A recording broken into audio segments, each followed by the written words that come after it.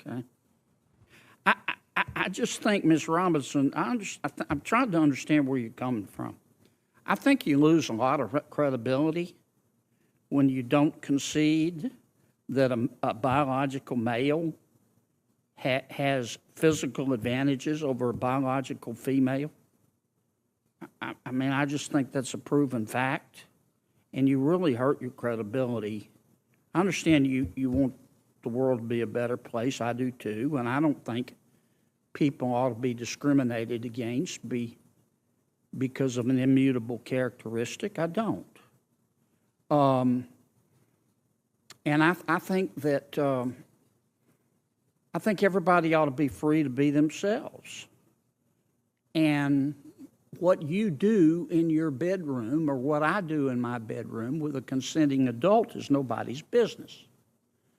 But if what I do in my bedroom with a consenting adult, if I decide I want to tell somebody's child about it, then other people have rights too. And I think parents have rights. And I think biological females have rights to be able to compete fairly in sport, in sports. So I really think you hurt your credibility when you refuse to acknowledge that biological males have an advantage over biological females. It kind of makes me wonder about all your testimony. Thank you, Mr. Chairman. Kennedy, I'm sorry, go ahead.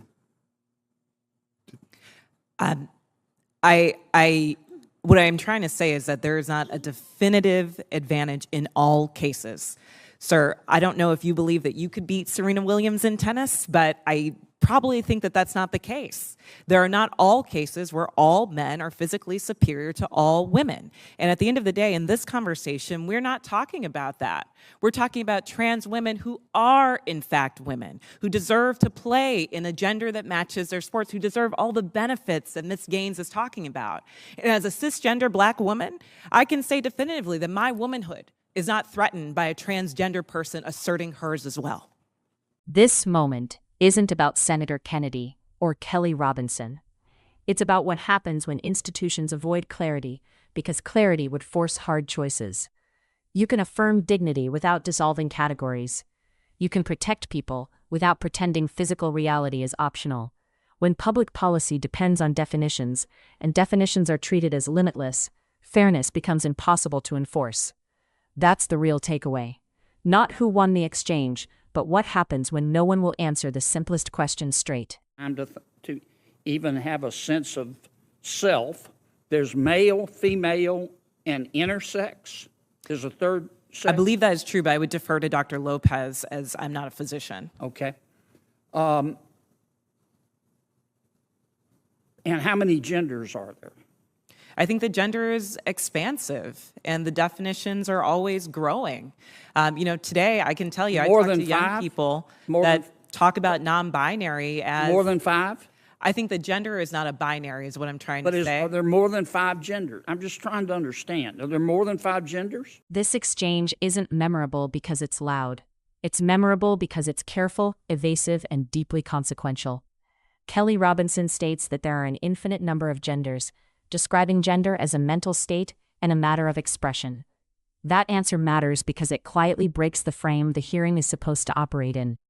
Athletics by design is not organized around mental states or personal expression. It's organized around bodies, around categories that exist precisely because physical differences produce predictable outcomes. When asked whether biological males have advantages over biological females in sports, Robinson doesn't say no. She doesn't say yes either. She says, it depends. That's not a scientific answer. It's a bureaucratic one. Ordinary Americans recognize this pattern. When a clear question gets a conditional answer, it usually means someone is trying to protect an institution, not clarify a fact. The incentive is obvious. If you acknowledge a general male physical advantage, you invite rulemaking. Rulemaking creates boundaries. Boundaries create winners and losers. And once boundaries exist, advocacy groups lose leverage. There are 2 sexes, but there can be more than 2 genders. I wouldn't even say two, and we've got Dr. Lopez here as well, but there's also the definition of intersex. I think that often in these conversations we're conflating sex and gender, and I do want to affirm here that trans women are women. That is their gender. Okay, but I'm trying to understand, do you make a distinction between sex and gender? Yes, sir. Okay, explain that. Just, do you think there are more than two sexes? I believe that there's a definition for intersex as well that I want to acknowledge. But sex is assigned at birth. I'm just trying to understand. I'm thoroughly confused. So you're born, I'm talking about biology, male, female, and what else? I believe that intersex is also acknowledged. But again, I'm not a doctor here. What I can And say what does intersex mean? is that there's a difference between sex and gender. And I think in these conversations, we're conflating the two.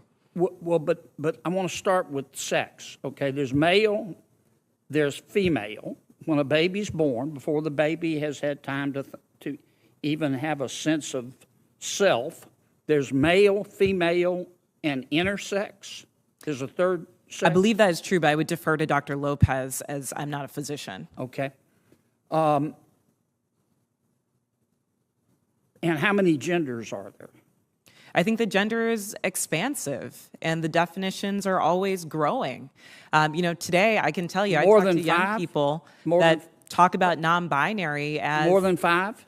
I think the gender is not a binary, is what I'm trying to say. Are there more than 5 genders? I'm just trying to understand. Are there more than 5 genders? Well, I think that there was a time where women wearing pants didn't feel like it was appropriate for their gender, and yet I'm wearing pants today. I think that there are ways that we express our gender that are expansive. Are there more than 5? I wouldn't subject myself to naming how many genders there are, but what I can say is that gender is a reflection. Number? Excuse me? There's an infinite number of genders? I think depending on your culture, there are a lot of different genders that exist. And I can also say that it's a term that's evolving. If you look at young people today, they really don't lean into the binary of only woman and man. So I think that it's incumbent upon us not to legislate on this, but create space for them to explore what their identities are, what their gender identities are. Let's get back to athletics. I think I understand what you're saying. There are 3 sexes, male,